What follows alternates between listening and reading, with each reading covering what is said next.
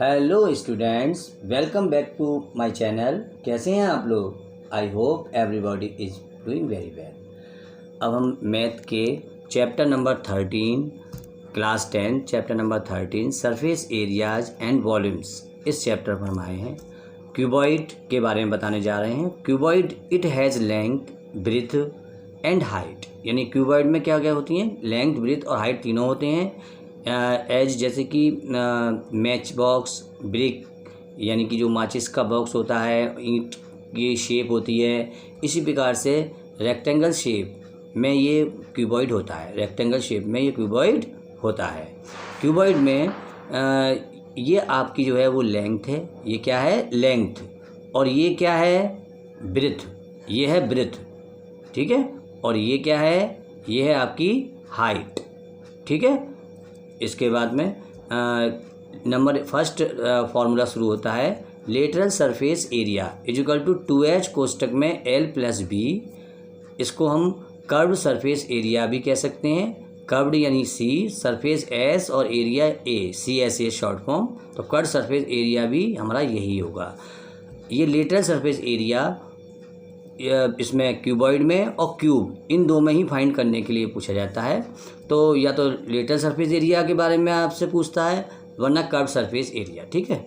तो अब हम आते हैं सेकंड पर, total surface area. Total surface area जो है वो 2 कोष्टक में LB plus BH plus HL। इसके बाद third, volume of cuboid. Volume of cuboid में L into B into H, तीनों को लेंथ, ब्रेथ और हाइट तीनों को मल्टीप्लाई कर देते हैं तो वॉल्यूम ऑफ क्यूबॉइड निकल आता है।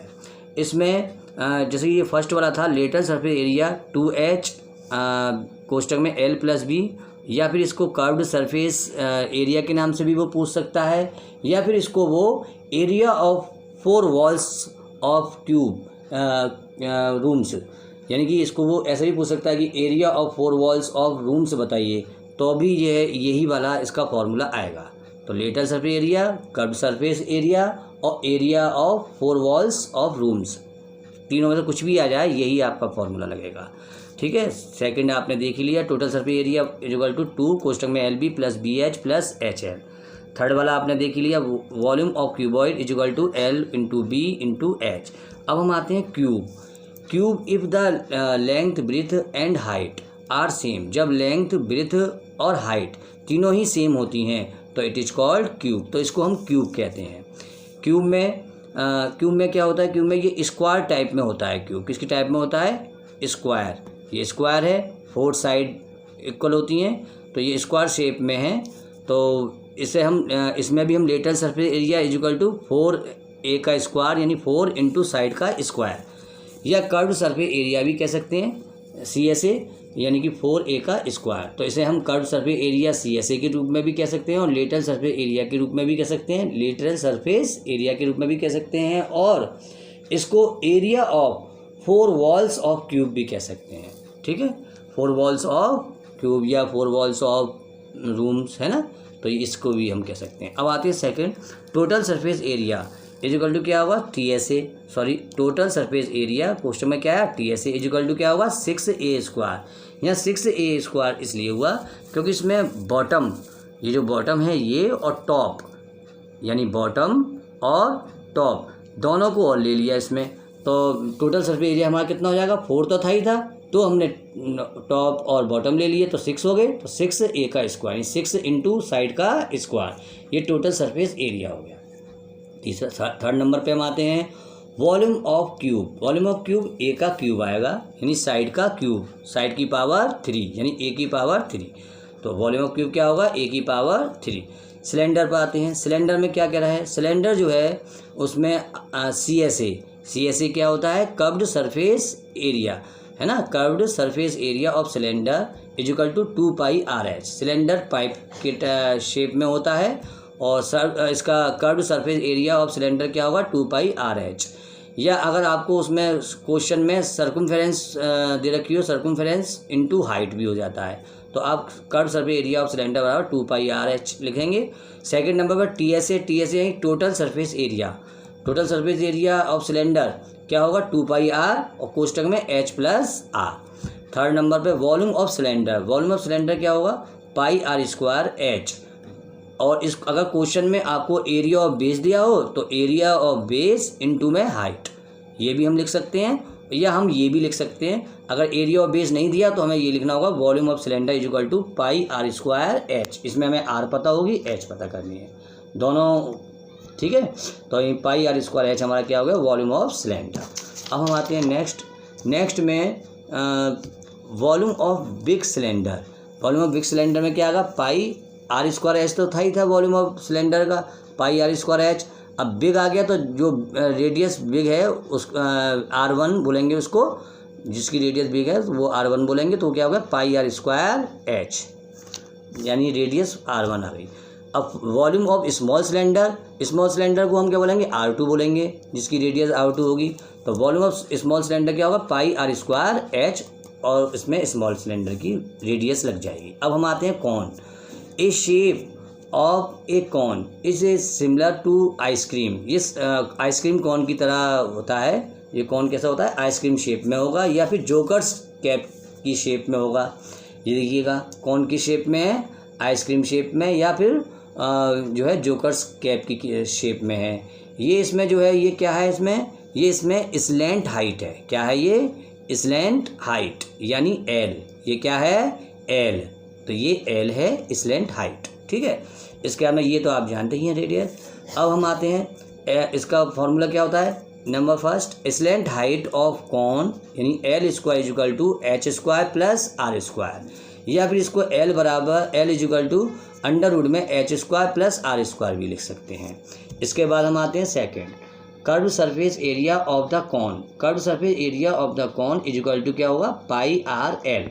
एल क्या है, स्लैंट हाइट। अगर स्लैंट हाइट नहीं पता है तो पहले हमें स्लैंट हाइट मालूम करनी होगी, फाइंड करनी होगी।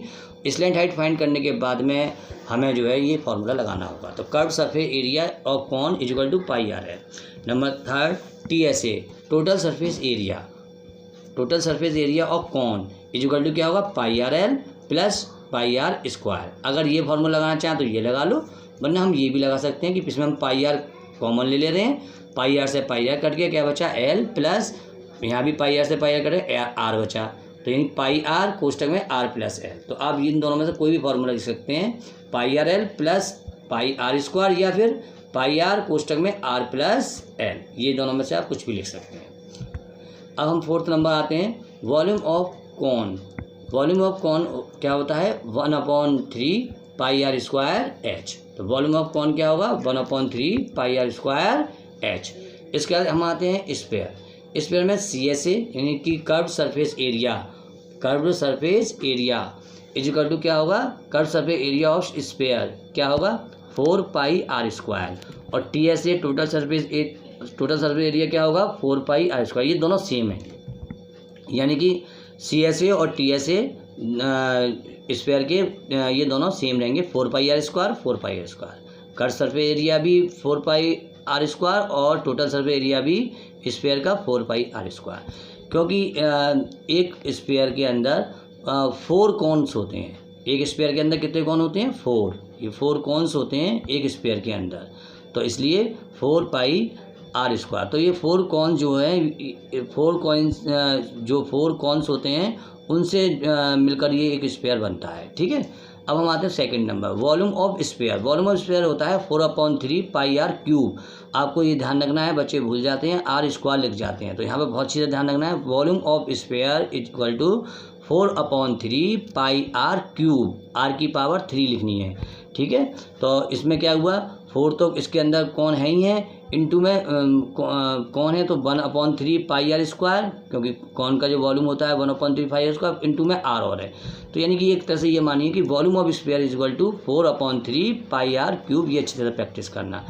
हेमी स्फीयर यानी कि इस स्फीयर का हाफ, आधा। तो जैसे कि यहाँ पर CSA में मालूम करना है कर्व सरफेस एरिया, तो कर्व सरफेस एरिया हमें मालूम करना है। तो यहाँ देखिएगा स्फीयर में कर्व सरफेस एरिया कितना था, 4 पाई आर स्क्वायर, और हेमी स्फीयर में हम क्या करेंगे, आधा कर देंगे, हाफ कर देंगे। हाफ करेंगे तो क्या हुआ, 4 का 2 हो जाएगा, तो 2 पाई आर स्क्वायर हो गया, ठीक है। ऐसे इस पर हम आए, यहाँ देखो TSA ऑफ हेमीस्फीयर हमें बताना है, तो TSA ऑफ हेमीस्फीयर क्या होगा 3πr²। ये ध्यान रखना है कि TSA of hemisphere is equal to 3πr², क्योंकि 2πr प्लस 1πr को मिला के क्या हो गया 3πr², क्योंकि हाफ में बना होता है ऊपर उसमें सर्कल भी होता है। तो volume of hemisphere is equal to क्या होगा 2/3πr³। 2/3πr³। देखिए वॉल्यूम ऑफ स्फीयर क्या है 4/3πr³। तो जब हम इसका हेमीस्फीयर निकालेंगे, हाफ निकालेंगे, तो 4 का हाफ क्या होगा 2, तो 4 का हाफ 2 हो गया, तो 4/3 की जगह पे क्या हो गया 2/3πr³। इस तरह से ये इस चैप्टर के आपके फॉर्मूले कंप्लीट हो जाते हैं, क्योंकि आपके यहाँ पर 13.1 और 13.2 ये दोनों आपके यहाँ एक्सरसाइज हैं कोर्स में, तो इन दोनों के ही ये फॉर्मूले हैं और आप इनको अच्छी तरह प्रैक्टिस कर लीजिए। Okay, bye bye.